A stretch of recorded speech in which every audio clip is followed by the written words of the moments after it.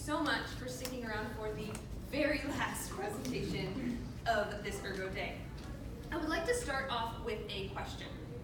How many of you, by a show of hands, when consuming outdated material, be it an old book or movie or song or joke, are struck by its inappropriateness today and go, ugh, eh.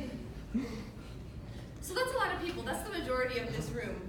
And we have that in common because that feeling was the catalyst for my research, entitled Oklahoma, the Impact of Changing Culture on a Broadway Classic. Oklahoma was the first movie musical I ever watched, and I have loved it since the age of 5. But as I have aged, it has aged, and it hasn't aged as well as I have. And so when I heard that there was a new revival on Broadway this year that was dangerous and new and violent and exciting, I was led to my thesis question, which is, how can we and why should we reinterpret outdated source material? What is there to be gained, and how can that information influence my own interpretation of the material? To do this, I went to New York and saw Daniel Fish's 2019 revival of Oklahoma and compared it to the 1955 film, as well as a visual reconstruction of the original 1943 premiere done by the North Carolina School of the Arts in 2011. An important thing to note is that the original version and the new one use an identical script with only very slim adaptations and modifications, making the difference in interpretation a much larger impact.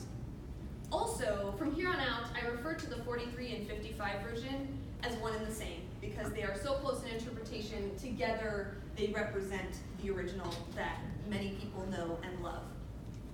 So once I compared them, I found 3 main themes that I'll talk to you about today. The first is recognizing community in Oklahoma.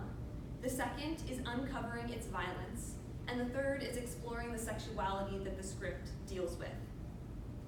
After which I will give you my own interpretation of the material, followed with my findings. But first, why Oklahoma? It's on its 6th revival, and it is produced over 600 times annually, meaning it's kind of an important show. It was written by Richard Rodgers and Oscar Hammerstein II.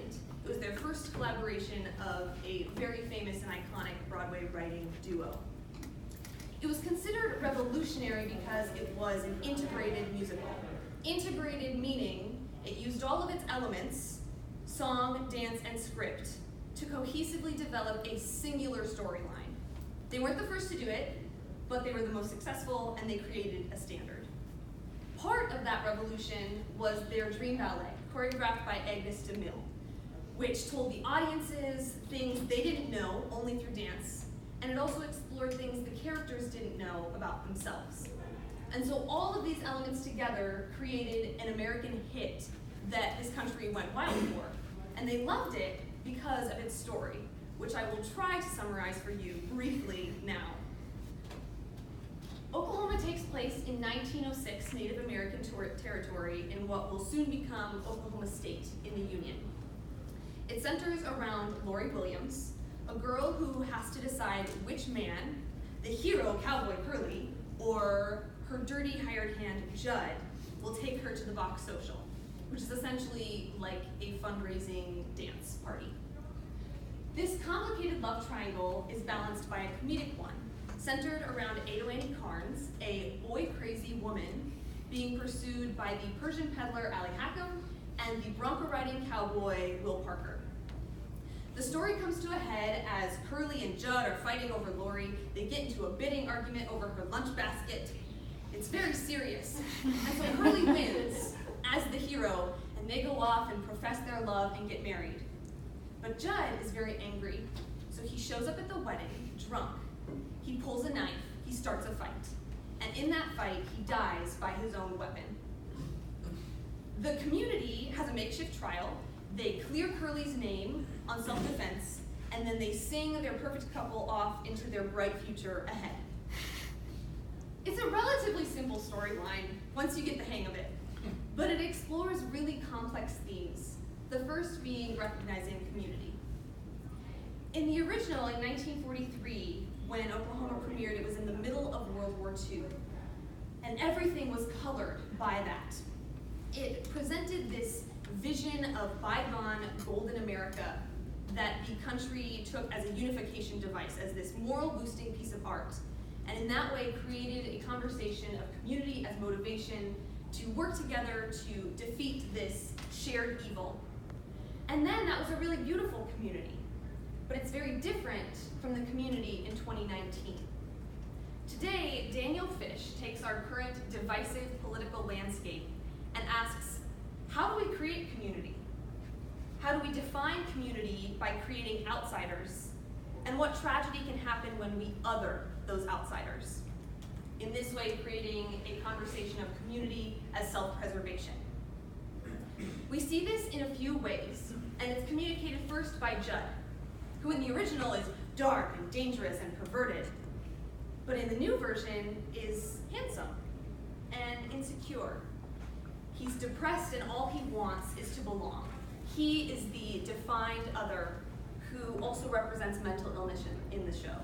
And he is othered by Curly, the once perfect cowboy turned flawed human who wants Judd gone so that he can have Laurie to himself. And this theme is completed by my second point, which is uncovering the violence of the show. The violence is in Judd's death. In the original, he shows up to the wedding, he's drunk, he's dirty, he pulls the knife, he starts the fight, he dies. It's his fault. The community didn't like him anyway. Self-defense makes sense. He's a villain, he's gone, hip hip, hooray. Today, it's different.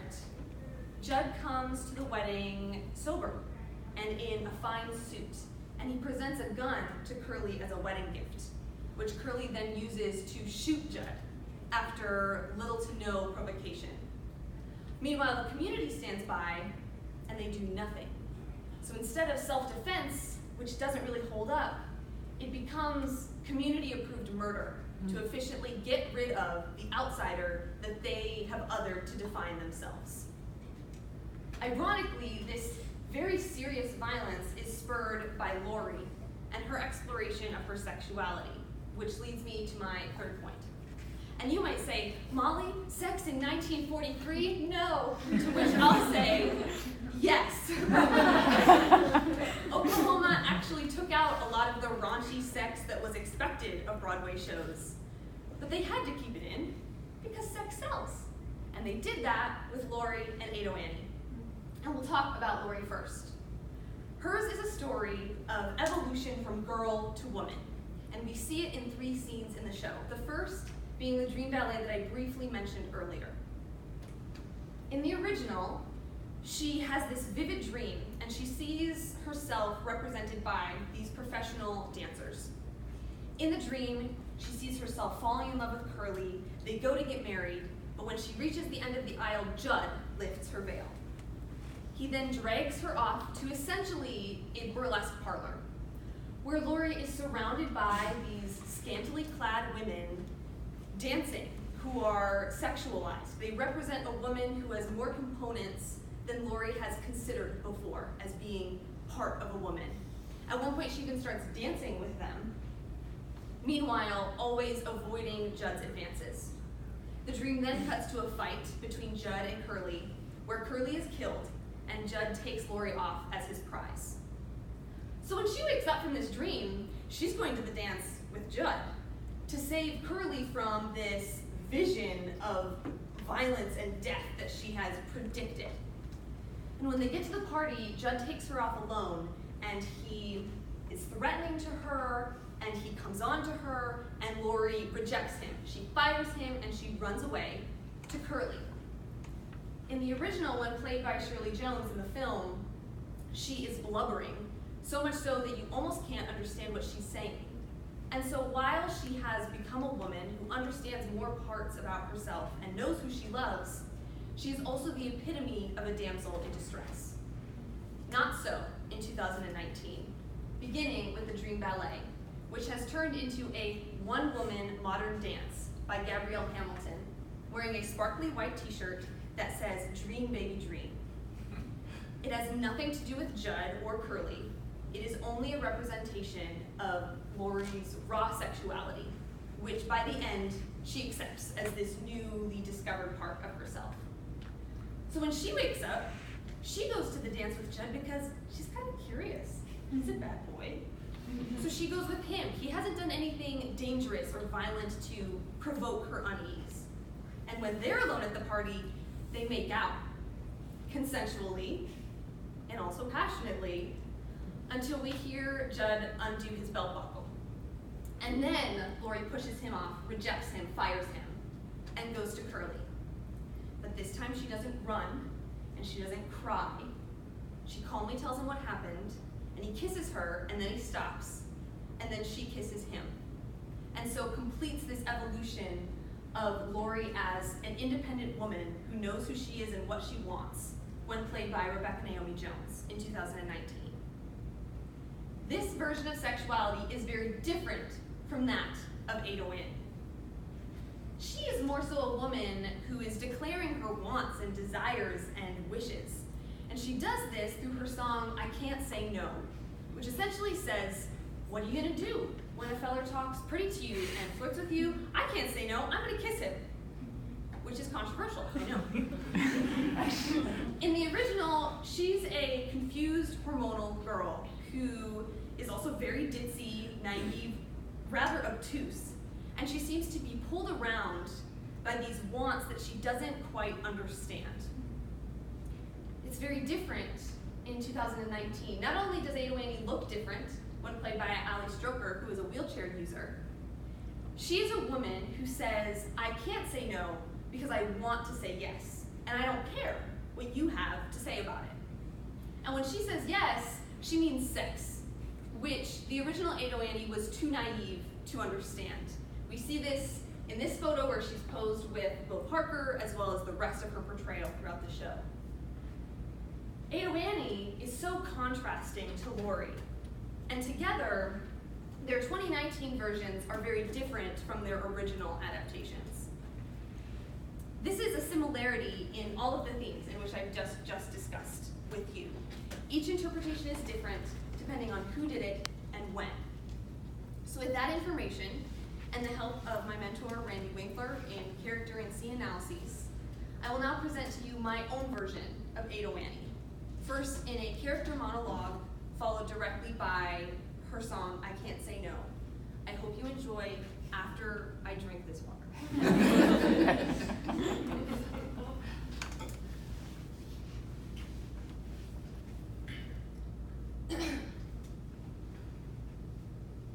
Hello, Laurie. I've been riding with the peddler man. He's gonna take me to the box social. I heard Will Parker swung by earlier. I didn't expect on him being back so soon. And no, I ain't took up with the peddler man. And yes, I know that Will asked to marry me, but I ain't promised to him. I just told him maybe. There won't never be nobody like Will Parker. Oh, but there won't never be nobody like the peddler man either. I like both. It just depends on which one I'm with. And now, Laurie, I know you'll call me silly, but you know, no one paid me no mind up till this year on account of I was scrawny and flat as a beanpole. And then I kind of rounded up a bit. And now boys act different to me. There's nothing wrong with it. I like it. I like it so much when a feller talks pretty to me. I get all shaky from horn to hoof, don't you? No! Laurie, you'd be the one to tell me I can't go around kissing every man that asks me. And everyone told me that, but it ain't so much a question of not knowing what to do. I've known what's right and wrong since I've been 10. I heard a lot of stories, and I reckon they are true, about how girls are put upon by men. I know I mustn't fall into the pit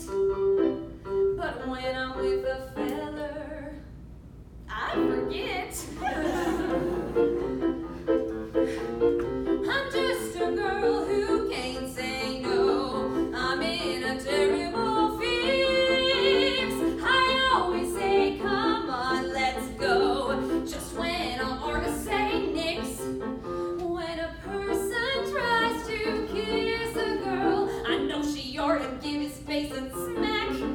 But as soon as someone kisses me, I somehow sort of want to kiss him back. I'm just a fool when lights are low. I can't be prissy and quaint. I ain't the type that can faint. How can I be what I ain't? I can't say no. What you gonna do when a feller gets flirty and starts to talk purty? What you gonna do? Supposing that he says that your lips are like cherries or roses or berries. What you gonna do? Supposing that he says that you're sweeter than cream and he's gotta have cream or die. What you gonna do when he talks that way? Spit in his eye? I'm just a girl who can't say no, can't seem to say it at all. I hate to disappoint a beau when he's paying a call. For a while I act refined and cool, sitting on a velveteen settee. Then I think of that old golden rule and do for him what he would do for me. I can't resist a Romeo in a sombrero and chaps.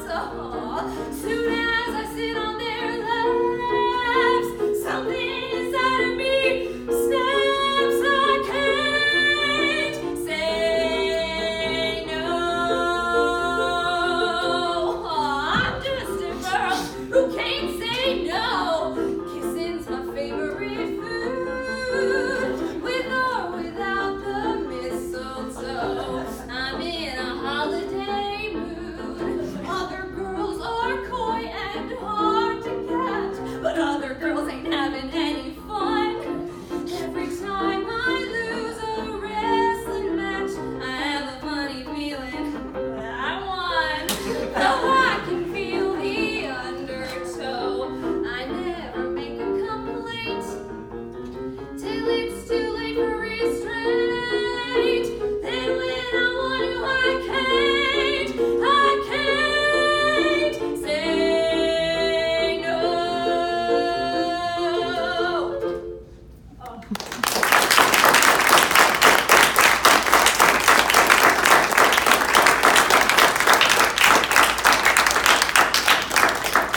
Thank you so much. That is my version of Ado Annie, which is different from every other version that has come before me. The point being that every interpretation is different depending on who did it, when, and the cultural experiences that they bring to the story and its characters. In 1943, Oklahoma was all about and colored by World War II. But in 2019, the conversation is different.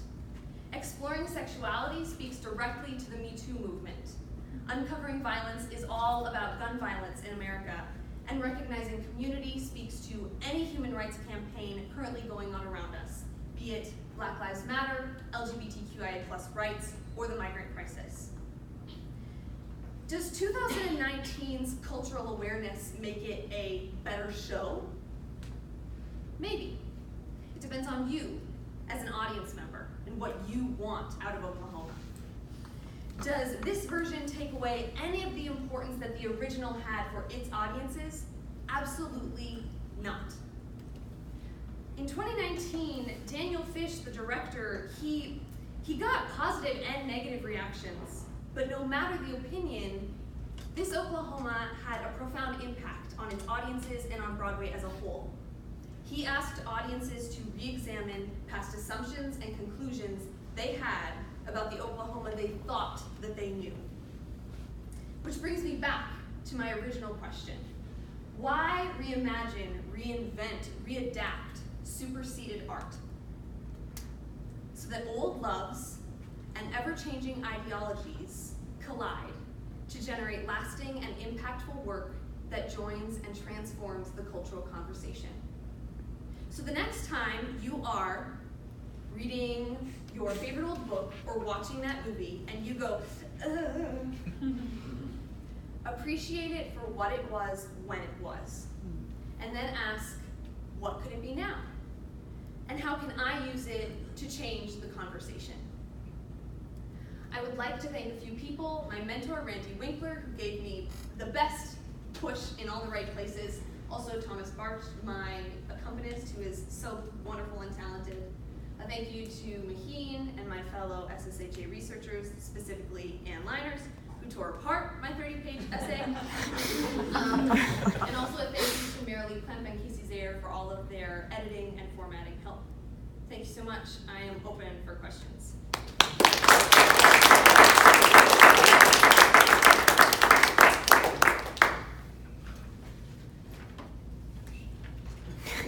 All right. So then, okay. So my question would be, what do you think then if somebody were to take a show that was okay in its time but problematic now, but they still perform it how it was originally written? Is that respecting the piece for what it is, or is that not sensitive to the current climate that it is today? Do you think that people should always edit old shows to make them more suitable, or should people, if they decide to go with the original version, keep it the original version?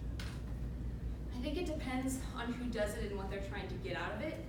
I think original popular versions are really easy to redo as is, because people know that they were loved and that they were successful. And so like if you're directing a high school musical and you just need those kids to like do something, that might be an avenue that works. I think it takes a lot more thought to look at something that is so perpetuated and see how you can change it. And I think if someone is up to the task of doing that examination and trying to understand how they can change it, I think it would be important for them to do that. But it depends on what they're doing the show for, what the show is, where they are, the actors that they have. And so it's all very personalized, but I think if at any chance they had the opportunity and wanted to put in the extra effort, I think it would always be worth it.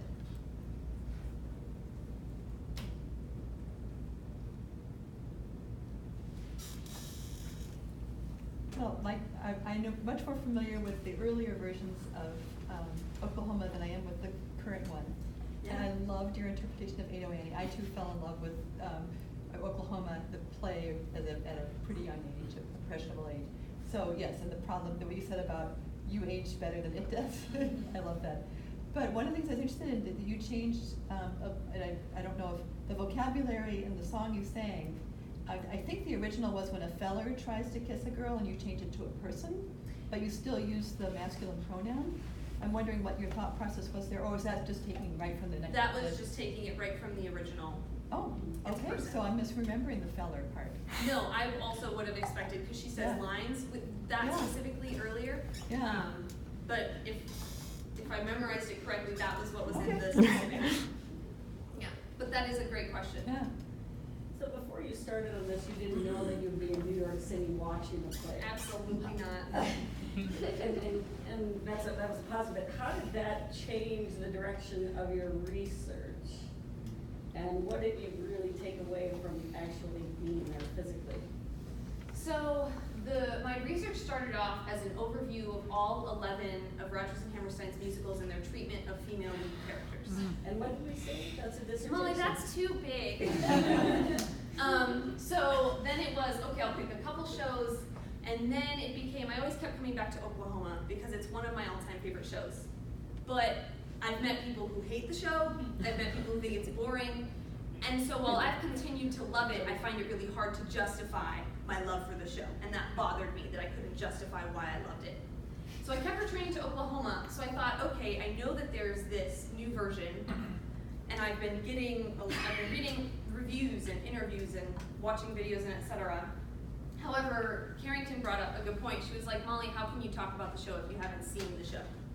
And so I was going to New York anyway for a wedding, and so then 5 days before show date, I was like, Dixie, can I go? So we last minute bought the ticket. I told my mom this multiple times, who went with me. If I wouldn't have seen the show, I wouldn't have done this research. this would not have existed. I would not have understood the intricacies of it because the show is so vivid in interpretation and so visceral. So the way that it impacted my research is that it became my research. There is no other way to describe it. I think of like, I almost didn't want to go to the show. I was like, no, that's too much work. There's a lot of paperwork and all this stuff. If I wouldn't have, I wouldn't have, I don't know what I would have done with my summer. So it created my research. Probably nothing, you would have sat around. Yeah, and really it answered the question that I thought about in the past in loving old shows. Like, I have thought, I know that this isn't great today, and I still love it, and I can't explain why, and that makes me feel conflicted and confused. And so that was always kind of a question, and then when I was just presented with this new version, I was able to figure out, okay, how can I answer that question? It gives me the perfect opportunity to try and figure that out. More so for myself. I mean, also for like people watching, but more so for myself, so that I can be like, well, yeah, I love Oklahoma, and not just because it's this musical and it's got a movie, but because it does all of these really amazing things with a complex story that people can keep revisiting and they can keep loving for a multitude of different reasons. And then applying it as an example for redoing any show that you would want to redo. Maheen? I know you did a lot of reading in the secondary literature. Did you come across any psychoanalytic reading of the play where, I forget the lead female's name, this character's name? Lori. Lori. She as America, and Judd as the hegemon, and Curly as the hegemon, and Judd as the subaltern, right? Depending on who the hegemon, who the subaltern is in American history. I say psychoanalytic because you have, America's original sin of genocide, enslavement, taking all this stuff, repressing it, and then having catharsis at the end of it, right? He dies at the end, and you have a trial, public opinion, because it's okay. Now you can go on, you've won America, and you can walk off into the sunset. Like, there must be some sort of reading literature. Well, so the original version doesn't end that happily. It's based off of a play written by Lynn Briggs entitled Green Grow the Lilacs, and at the end of that, he grew up in Oklahoma. He wrote the play in 1931, and so it was supposed to like be a story to hold all of his favorite old folk songs and the like. And that version ends with Curly, he gets taken to jail, and then he sneaks out of jail to come and be with Lori, and it ends with the audience not knowing what his verdict is. The original version of Daniel Fish's, because he's been workshopping this for over a decade, was that Curly immediately picks up the gun and shoots Judd. And so the protector of Rodgers and Hammerstein, the person who says, I give you permission to take this material and do stuff with it, said that's too obvious, that's too, it's not complex enough. And so then they adjusted it, so it's gone over edits. In my material, there's a lot of stuff on Oklahoma. It was a first in many different ways, but there's not a lot of literature on examining the show. There's a lot about how they pulled it off. They were going to fail. They only had $30,000 to put the show on, like it was not supposed to happen. And so a lot of the literature talks about how they overcame that, how it became the success, how America loved it. There's not a ton about reinventing it and what you can psycholytically analyze in that. There is about the Dream Ballet, because Agnes Stimmel choreographed that in a very psychosis manner. I mean, Lori, she takes a sniff of some smelling salts to try and clear her mind to help her make her decisions. And so essentially she gets high and has this vivid dream that shows her all these things. So there are analyses of that because it represents sexuality in very complex ways. But there's not a lot, surprisingly, about the show as a whole. And it hasn't been reinvented a bunch of times. It's done all the time, but it's not done in a revolutionary way all the time.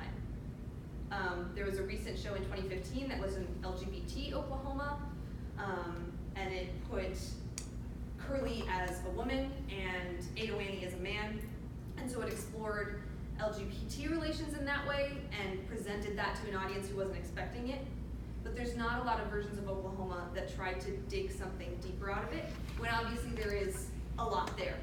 And so the intent of this show was to not get stuck in all the big numbers that everybody knows, because you have the big numbers and then everything in the middle kind of gets forgotten and then it goes back to a big number. And so they toned down the music. They had less characters. It was not as showy as Broadway as we expect, because they wanted to try and analyze the text in the most honest way that they could to find meaning that others hadn't before it. And so they did an analysis in a way, but there's surprisingly not a lot of reading, even though it's a really revolutionary and famous show.